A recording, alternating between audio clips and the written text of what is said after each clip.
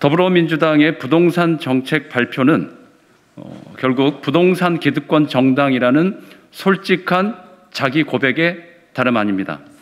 오늘 더불어민주당 부동산 특별위원회가 부동산 대책을 발표했습니다.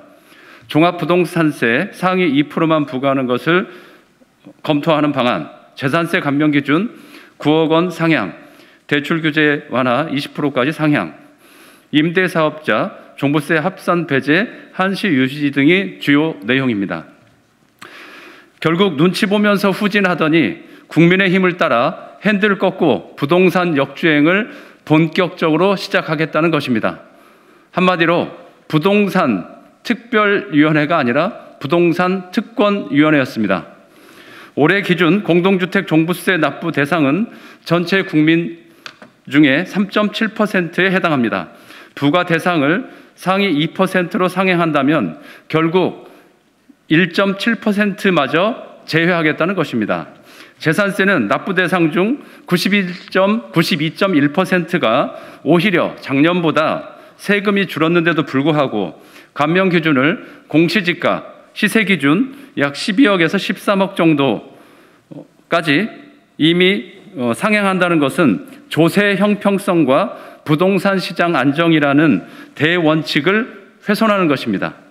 이미 세 부담 상한제를 비롯하여 1주택 무소득 고령자에 대한 종부세는 80%까지 세액공제 등 제도 운영을 통해 지원하고 있음에도 불구하고 이를 세금 폭탄론으로 호도하는 것은 집값을 잡기는커녕 오히려 집값 폭등을 방조하겠다는 것과 다르지 않습니다.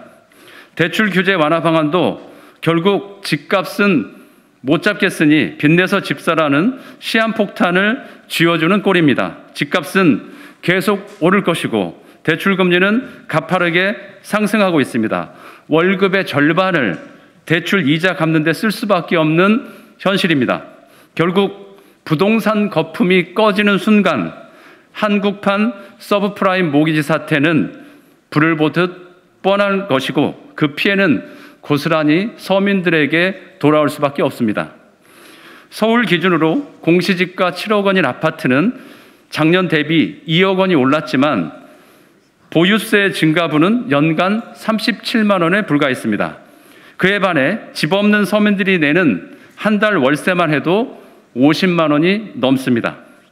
집 없는 서민들의 집 걱정보다는 집 있는 부동산 기득권에 세금 걱정에만 몰두하고 있는 더불어민주당은 이제 누구를 대표하는 정당인지, 누구를 위한 법을 만들 것인지 스스로 자기 정체성을 밝히고 말았습니다. 부동산 기득권을 대표하는 정당이라는 솔직한 자기 고백으로 받아들이겠습니다.